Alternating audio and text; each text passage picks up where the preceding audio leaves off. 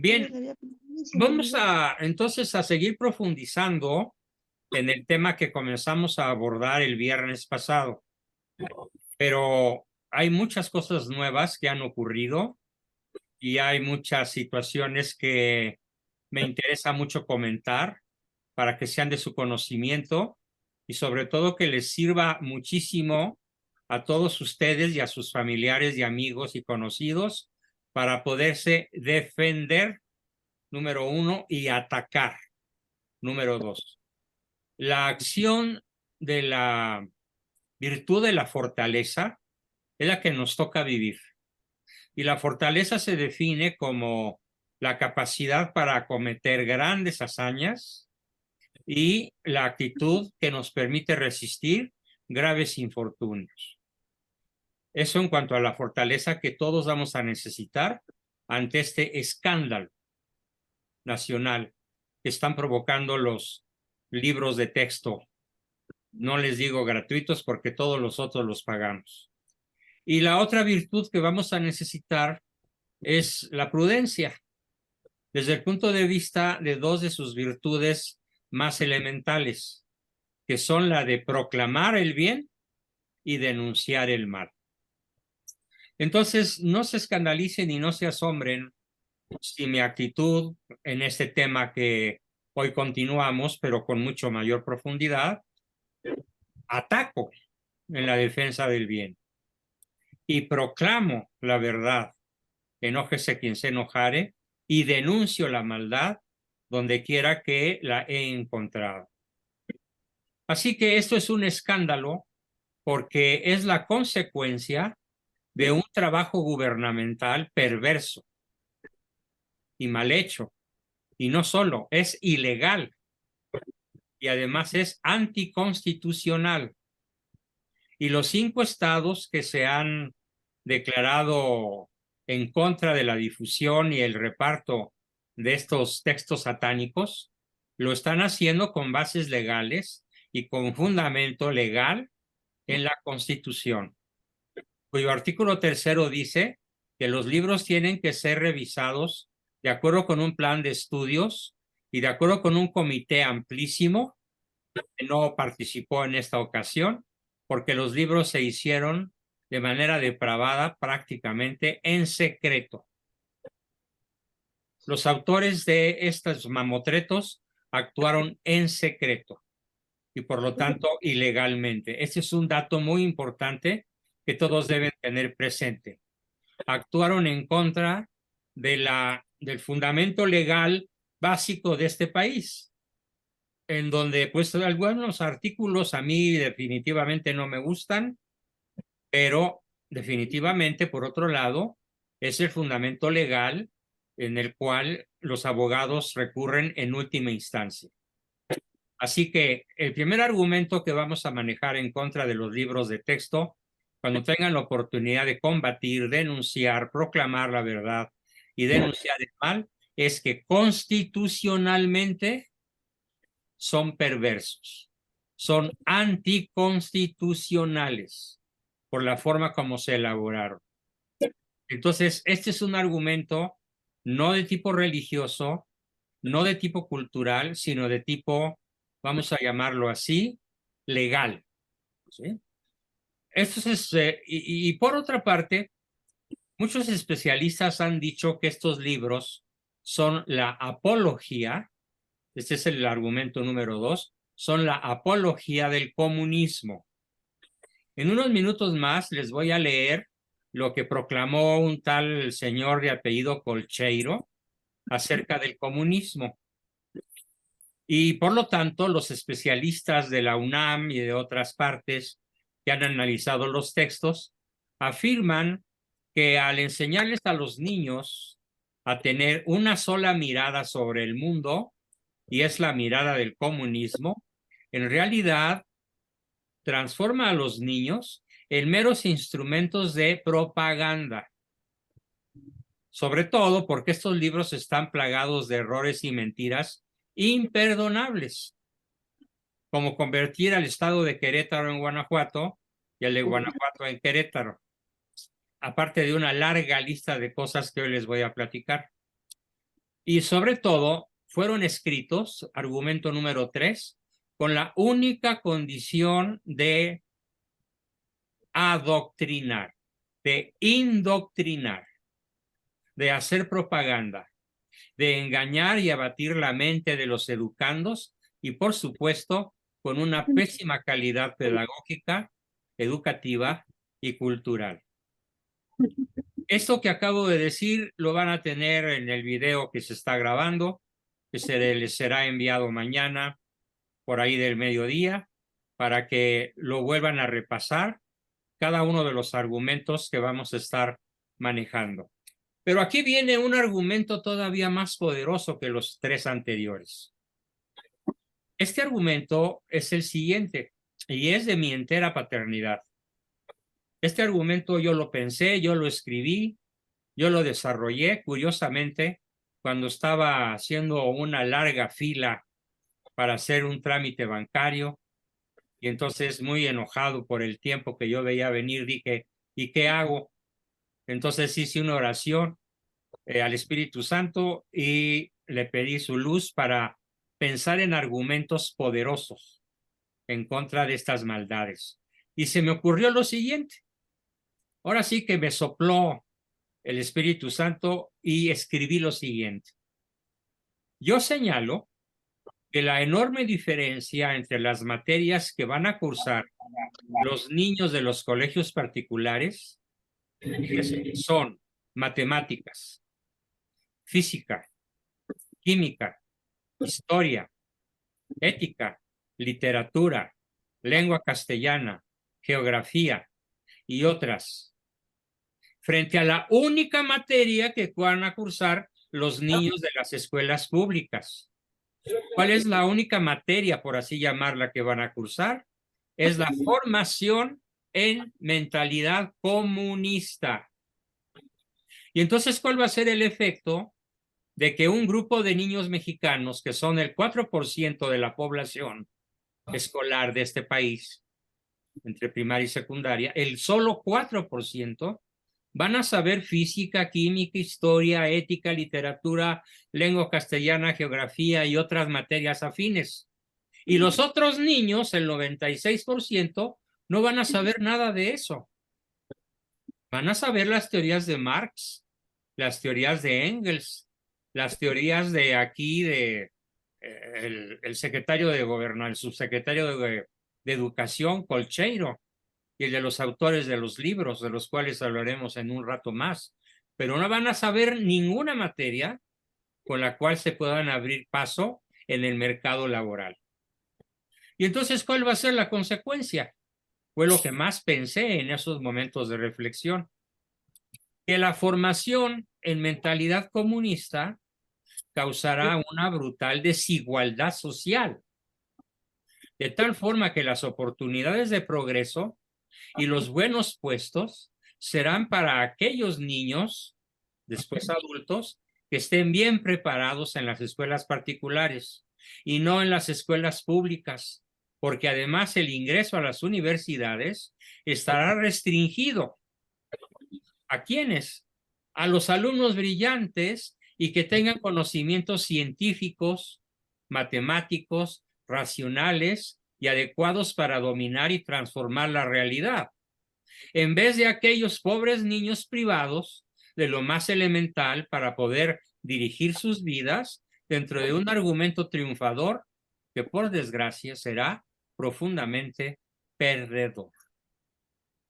Esto fue lo que pensé en esos minutos de reflexión.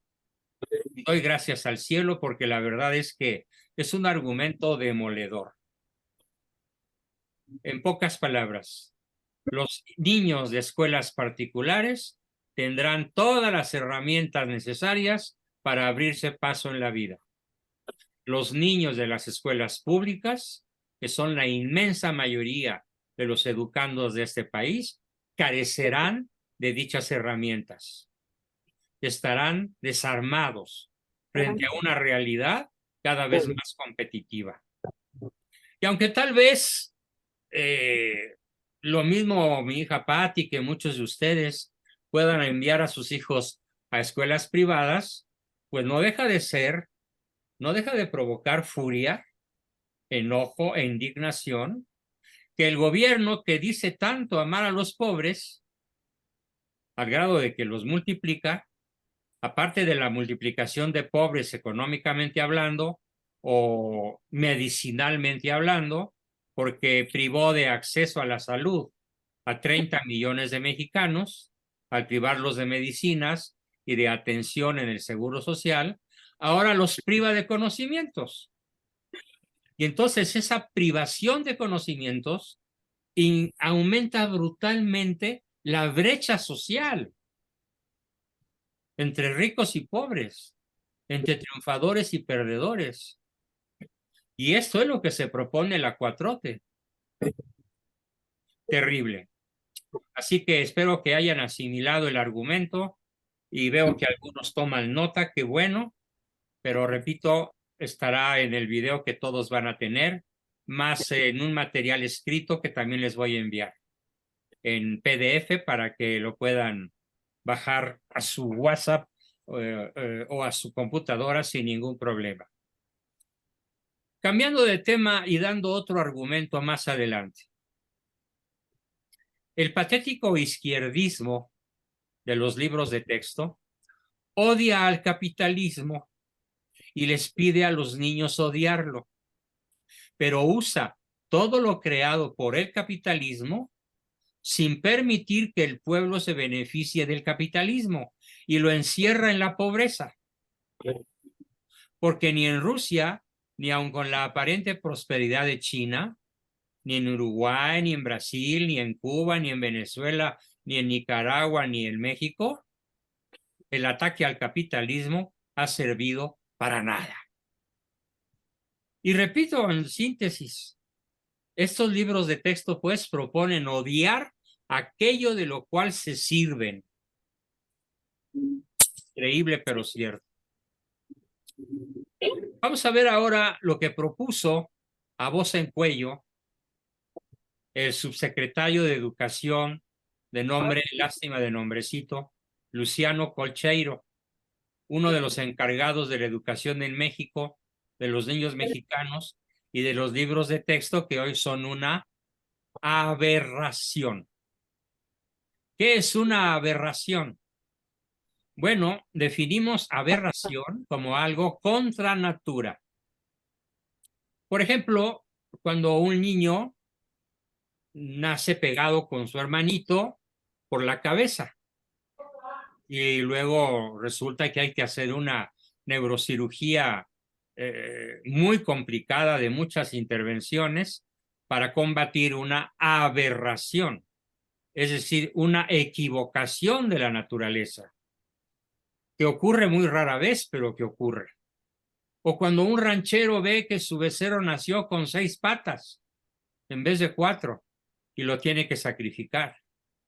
Es una aberración.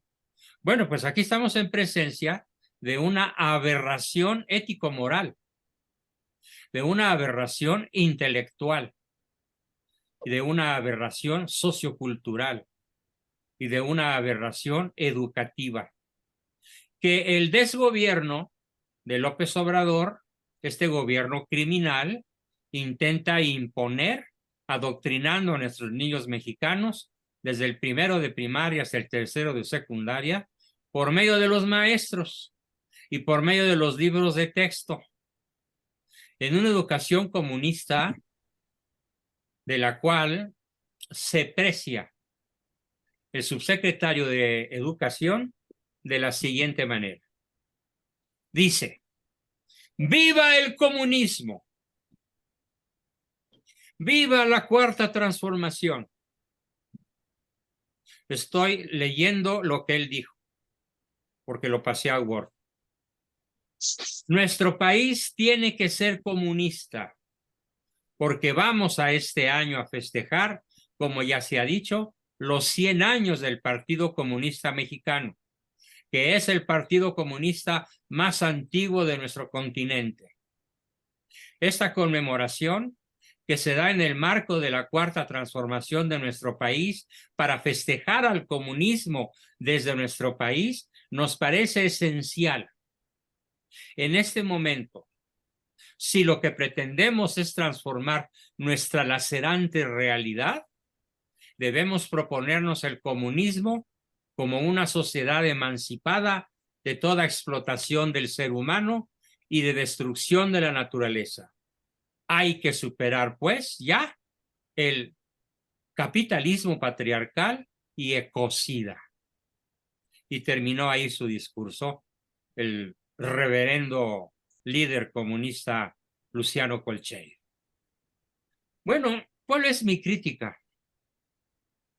Mi crítica esencial es que en ningún país donde se haya instalado el comunismo, y llegó a haber más de 100 países bajo el régimen comunista, lo mismo en Asia que en Medio Oriente, en Europa, media Europa bajo el comunismo, que por fortuna se liberó a la caída del muro, se liberaron Hungría, Polonia, Checoslovaquia, Eslovaquia, Eslovenia, Lituania, Letonia, Estonia y otros muchos del este. En ningún país de la Tierra donde haya habido un régimen comunista, anoten esto, ha habido crecimiento del Producto Interno Bruto. Crecimiento cero o menos cero, abajo de cero. En ningún país de la Tierra donde se haya instalado un régimen comunista se ha logrado erradicar lo patriarcal y lo ecocida, porque lo patriarcal es ocupado por el régimen comunista. Quiero que imaginen la realidad, por ejemplo, sobre Cuba. Es tan patriarcal que el poder en Cuba se heredó por el hermano de Fidel Castro Ruz. Y se heredó por los mejores cómplices de los Castro Ruz. Y ahí tenemos a Cuba. Si ustedes han visto fotos o videos de cómo se vive en Cuba, la verdad, yo lo he llegado a ver y las lágrimas se me salen. Y en el 2006 tuve el privilegio de poder visitar La Habana. Y créanme, fue uno de los momentos más deprimentes de mi ya larga vida. Tanto mi esposa como yo fuimos muy afectados, Yo muy fui con... aterrorizados por lo que vimos que está sucediendo realmente en esa nación hermana, cuya mayoría de habitantes, estamos hablando de más de la mitad de los cubanos, pues ya se desarrollan, ya crecieron, ya tienen familia, ya se arraigaron, ya formaron su propia Cuba en Miami, Florida, y en Tallahassee y en Tampa, Florida. Ya hay más cubanos que sajones. Bueno, qué bueno, desde un punto de vista, pero desde un punto de vista realista, tuvieron que desarraigarse de su patria, tuvieron que abandonar su país, y esa palabra desarraigarse, créanme que como psicólogo quiero transmitirles que es un drama inexpresable por lo dramático que es, por lo terriblemente doloroso que es ser arrancado de tu madre patria para tener que crecer en una patria ajena, a la que vas a tardar muchos años en poder adaptarte, en poder sacarle provecho. Así que, en síntesis, ninguna nación bajo el régimen comunista ha progresado y ha desterrado la tiranía. Por el contrario, todas esas naciones se han atrasado y se han manejado a través, sin excepción, de regímenes tiránicos, dictatoriales y patriarcales. Lo mismo que Colcheiro dice querer combatir. Bueno, pues es exactamente lo que ocurre cuando llega un asaltante a tu casa disfrazado de policía a ofrecerte protección. ¿Quién es el criminal? El que parece policía, pero que en realidad es ladrón. O cuando una gavilla de ladrones entra a tu casa y la saquea, y luego llegan los investigadores de la delegación y resulta que el jefe de la banda es el Ministerio Público. Eso acontece acá, en la Ciudad de México, en todas las delegaciones. Se los platico porque así es, porque lo sé.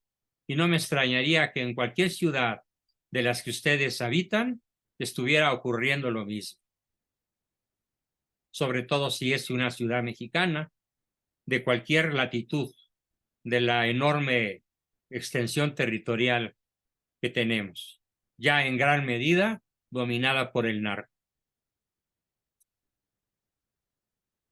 Ahora bien, aquí viene otro argumento. ¿Qué hicieron para redactar y para escribir estos libelos, estos mamotretos? Bueno, lo dice la Universidad Nacional Autónoma de México, lo dice el Instituto Nacional de Bellas Artes y de Historia. Estas dos instituciones tan prestigiadas en México denuncian que los autores de los libros de texto tomaron unos fascículos nuestros y los convirtieron en libro. Dice la señora Maldonado que es una docente de alto nivel de la UNAM. En el último capítulo, que se llama Una Nueva Esperanza, de Armando Bartra, fíjense muy bien, este es otro argumento. Es una oda. ¿Entienden la palabra oda? Bueno, oda quiere decir un canto de alabanza. Eso significa oda, como la oda a la alegría de Beethoven, que se basa en unos versos previamente escritos por otro poeta alemán y se llama la oda a la alegría. Y la música de la Novena Sinfonía resuena maravillosamente con la oda a la alegría. Bueno, pues aquí es una oda, pero no a la alegría. El cuarto capítulo, el último capítulo, que se titula Una Nueva Esperanza, escrito por un tal Armando Bartra, es una oda a la cuarta transformación. Fíjense cómo lo plantea.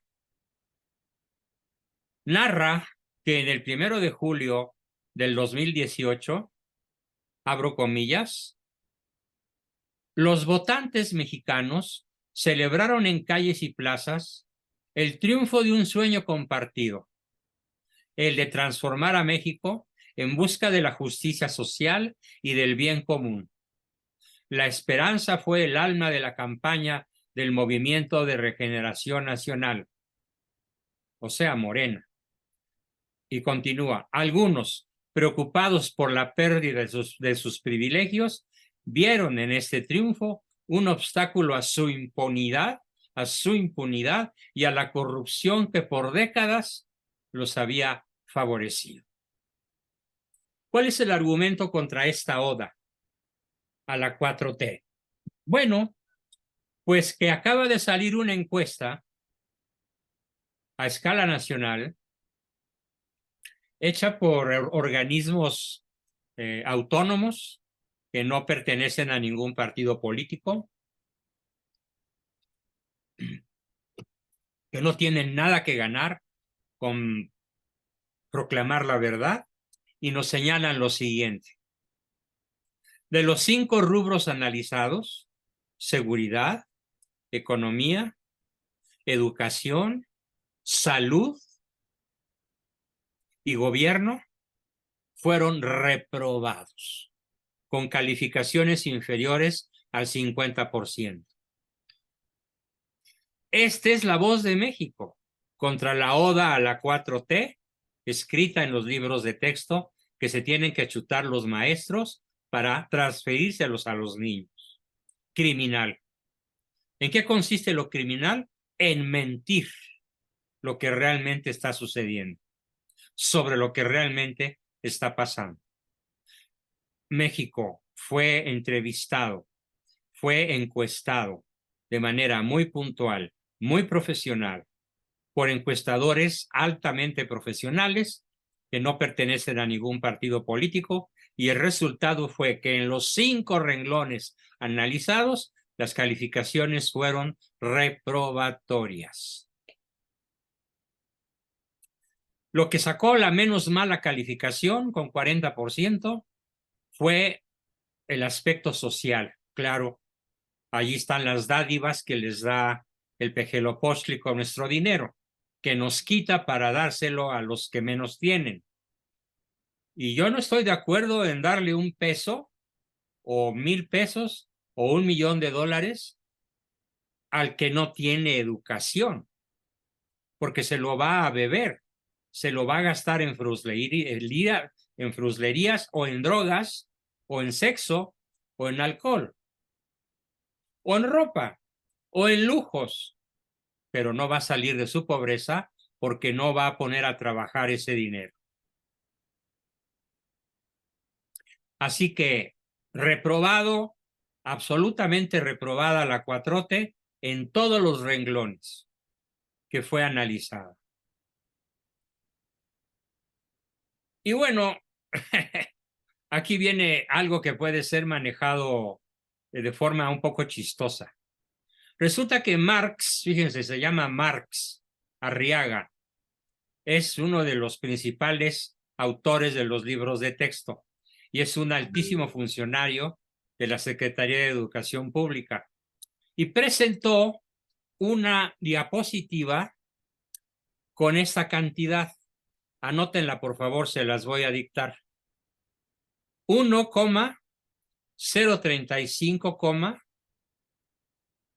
repito, 1,035,0121. Por favor, léanla. ¿Cómo se lee esa cantidad?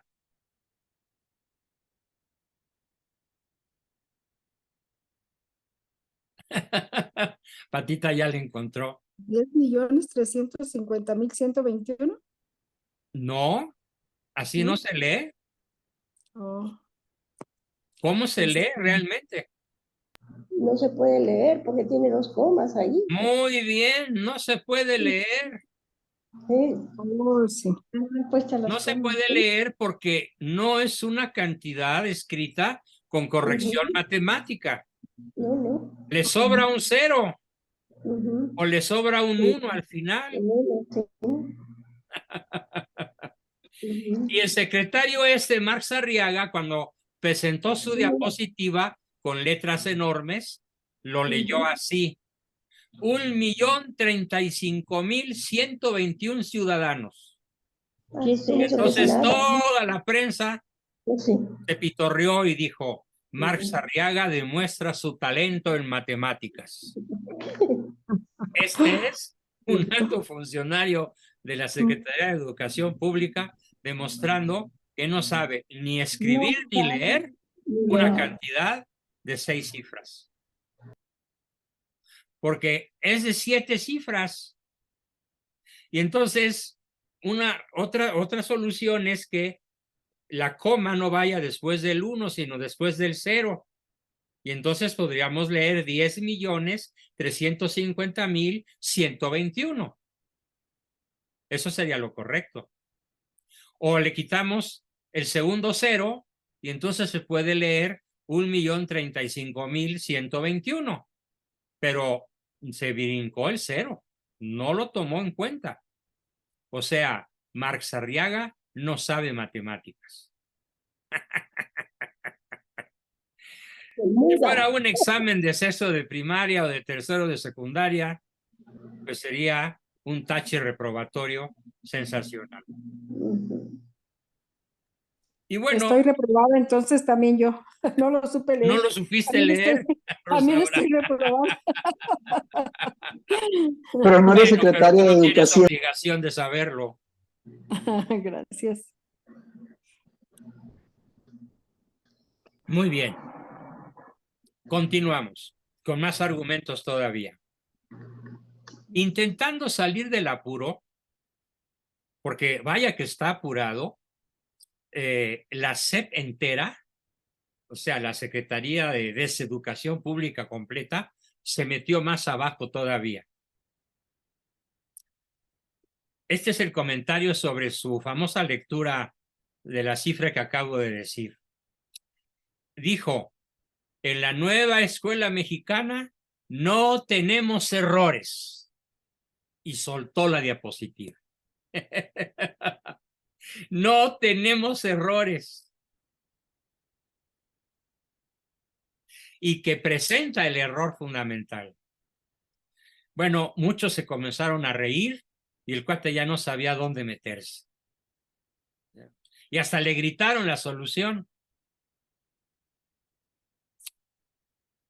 Y luego vino una señora que se autonombra senadora, y por desgracia sí lo es, que se llama, por el Partido Verde tenía que ser, se llama Graciela Gaitán. Y se supone que es maestra normalista de origen. Y en la tribuna expuso con una voz aguardentosa, como si acabara de tomarse medio litro de tequila, expuso que la idea de la nueva escuela mexicana es pasar de oraciones carentes de significado como esta. Esta oración carece de significado. El sol brilla de día. ¿Qué no es así? ¿Carece de significado? ¿O el sol brilla de noche?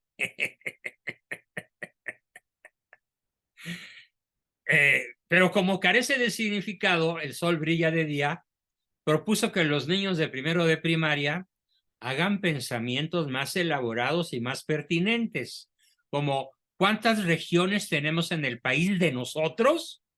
Así dijo la senadora. ¿Cuántas regiones tenemos en el país de nosotros? Bueno, qué manera de redactar. Si yo fuera su maestro de lengua castellana, le había puesto un 0. O cuando menos le hubiera tachado esa respuesta. Porque no se dice así. Se dice, en nuestro país, ¿cuántas regiones tenemos? En vez de decir, ¿cuántas regiones tenemos en el país de nosotros? Bueno, pues así se habla en Tajikistán de los azufres, ¿no? Una ranchería donde hay 10 habitantes. Pero no se habla así, siendo senadora de la República por el Partido Verde Ecologista. Y luego dijo, fíjense muy bien, amigos que me escuchan, así dijo, allí van incluidas las matemáticas. ¿En cuántas regiones tenemos en el país de nosotros? Allí van las matemáticas, porque está haciendo la pregunta de cuántas regiones tenemos. Allí están las matemáticas. Bueno, no haya uno a dónde meterse con esta senadora. Y luego te concluyó con lo siguiente. Y además, en esa expresión de en cuántas regiones tenemos en el país de nosotros, va incluido el español. Ni cómo ayudarlo, ni cómo ayudarlos. Ya mejor no sé si reír o llorar. Este es el nivel de nuestros senadores. Es prototípico. ¿Cómo hablan? Y viene ahora algo histórico que es terriblemente contundente y que les va a doler. Dice Germán sobre lo que acabo de exponer. Tremendo, ni para dar risa sirven esos senadores. No me extraña, algunos sí saben escribir, pero claro, otros no. Y Germán dice, ha de ser cubana, profesor. Bueno, ahora viene un argumento que es una anécdota. Pide el presidente de México, el supuesto presidente de México, y digo yo presidente porque a mí cuando menos no me representa. No es mi presidente, porque representa exactamente todo lo contrario de lo que yo les transmití a mis hijos. Y hoy todos ustedes lo escucharon de una manera maravillosamente natural de mi hija Patti.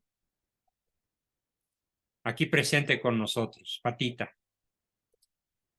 ¿Qué les transmití? Lo contrario de lo que este presidente transmite, así que no me representa. Dijo, vayan a atenderse a hospitales públicos.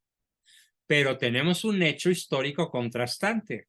Ni sus hijos han puesto jamás un pie en hospitales que no sean privados. Hipócrita. Cuando se han enfermado sus hijos, han ido a hospitales en Houston, han ido a hospitales y a escuelas en Londres, se han formado o deformado en el extranjero, porque vaya, ni siquiera saben hablar. Por eso mejor no hablan.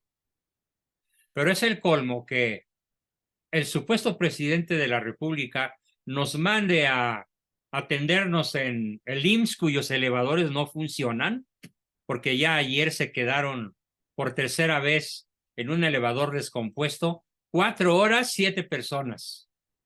Pero aquí viene lo más anecdótico y terrible posible. ¿Saben por qué no los podían sacar? Por el protocolo. Sí, les platico qué es el protocolo del IMSS. Para poder abrir un elevador descompuesto con gente adentro, tiene que llegar el jefe de seguridad con una llave única capaz de abrir el elevador descompuesto. Y como era el día de descanso del jefe de seguridad del mentado elevador hospital donde había 7 personas encerradas y que tardaron ahí 4 horas, los agentes de seguridad del Ministerio Público tuvieron y dijeron, tenemos los medios para abrirlo nosotros. Pobre gente encerrada. Y el director del hospital dijo, no, prohibido sacarlos porque no quiero que violen el protocolo. Y tuvieron que echarse 4 horas en el elevador. 4 pacientes y 3 parientes de los pacientes. Este es el México que estamos destruyendo.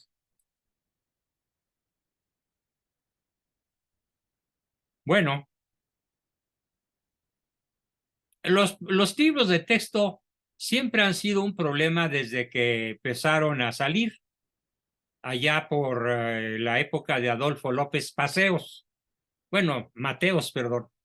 Nosotros le llamábamos Paseos porque lo veíamos pasar en sus Maseratis, en sus BMW, en sus Lancia, en sus autos deportivos, metiendo la pata todo a fondo el acelerador por la carretera de Toluca para batir récords de velocidad. Y entonces los hermanos Abascal y los parientes y los amigos que vivíamos en la colonia y lo veíamos pasar, lo bautizamos con el nombre de Adolfo López Paseos. Desde entonces empezaron los libros de texto. Y desde entonces, los padres de familia de la Unión Nacional de Padres de Familia manifestaron un abierto rechazo. Nunca la Unión Nacional de Padres de Familia, ni la privada ni la oficial, han estado de acuerdo con los materiales educativos de la SEP. Y se vuelven a dar las controversias de siempre, nada más que ahora agravadas, porque es muy importante señalar que el tal Marx, como Carlos Marx, el tal Marx Arriaga, se encuentra fuertemente influido por el venezolano chavista Sadi Loaiza, quien pretende repetir en México el mismo modelo educativo impuesto por Nicolás Maduro en Venezuela. Apréndanse este argumento. ¿Qué tiene que venir a hacer un venezolano chavista comunista de nombre Sadi Loaiza a redactar los libros de texto para imponer en México el mismo modelo educativo comunista impuesto por Nicolás Maduro en Venezuela? Este argumento tiene que tocar el alma de muchos de nuestros compañeros, amigos, conocidos y parientes que se enteren de que el propósito de la 4T es implantar el modelo venezolano, nicaragüense, cubano, para privar a los niños de todo conocimiento científico y hacerlos, aquí viene lo peor, alabadores, alabanceros, ¿no?, cantadores de odas a los terroristas.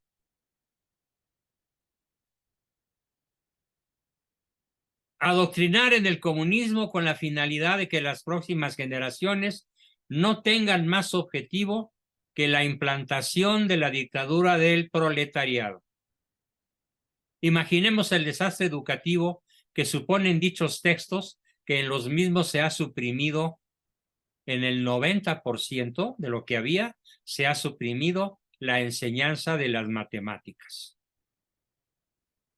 Ah, no, pero las matemáticas están en ¿cuántas regiones tenemos en el país de nosotros? Ahí están las matemáticas.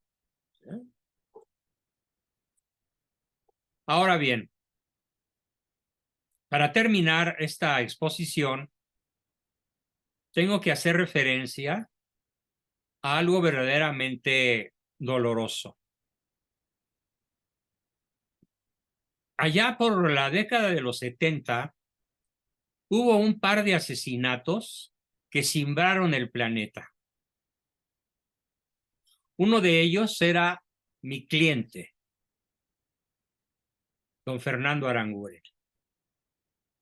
Yo era asesor de las plantas de Aranguren y compañía a los 20 años, ya formado como psicólogo profesional en la ciudad de Guadalajara.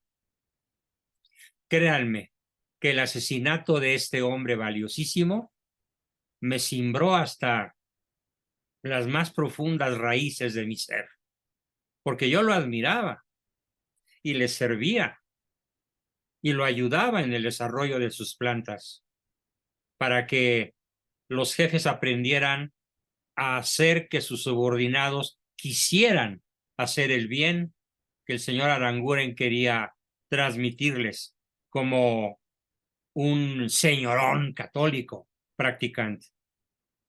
Bueno, pues lo peor de lo que hoy estamos viendo es que aquellos asesinatos de don Fernando Aranguren y el secuestro de Anthony Duncan y el asesinato de Garza Sada, ¿cómo son manejados en los libros de texto que ahora se pretenden implantar? Se los leo cómo está manejado.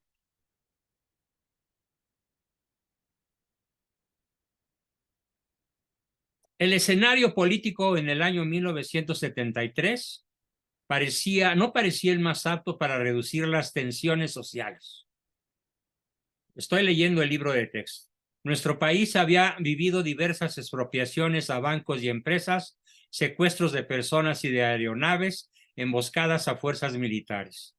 Por su parte, el gobierno desató su furia desapareciendo personas, falso, torturando en prisiones y centros de detención, falso, asesinando a líderes sociales, falso, todo mentira. Y el 10 de octubre de 1973 hubo el doble secuestro del empresario don Fernando Aranguren y del cónsul británico Anthony Duncan en Guadalajara. En el ánimo del gobierno de Echeverría, no podría haber sucedido mayor desgracia que la ausencia de Garza Sada, juzga el libro, por lo que su negativa a negociar para liberar a los cautivos fue contundente. ¿Y cómo califica Marx Arriaga y los autores de estos mamotretos el asesinato de Aranguren? Lo califica como un ajusticiamiento. La 4T les quiere decir a los niños que Garza Sada y Fernando Aranguren fueron ajusticiados, es decir, en ellos al asesinarlos no se les asesinó, se hizo justicia. Al cónsul lo soltaron, pero a los otros los asesinaron. Sin embargo, en el concepto que maneja la 4T en sus libros, recuerden lo que dijo Pedro Salmerón, un comando de valientes jóvenes de la Liga Comunista 23 de septiembre ajustició a Garza Sada. O sea, en su asesinato se hizo justicia. Eso desató una balacera, dice el libro, en la que perdieron la vida Eugenio y sus escoltas, Bernardo Chapa y Modesto Hernández, y dos de los heroicos guerrilleros. O sea, los libros de la 4T hacen apología del crimen, del secuestro. Y como lo vamos a ver en la próxima sesión, hacen apología de los líderes comunistas más famosos de los últimos 30 años del siglo pasado y de los primeros 20 años de este siglo. Hasta aquí mi exposición de hoy, un poquito 5 minutos más larga que lo acostumbrado, pero a continuación entramos a la sesión de preguntas, comentarios, aportaciones y todo lo que nos quieran decir en la próxima media hora. Pauso la grabación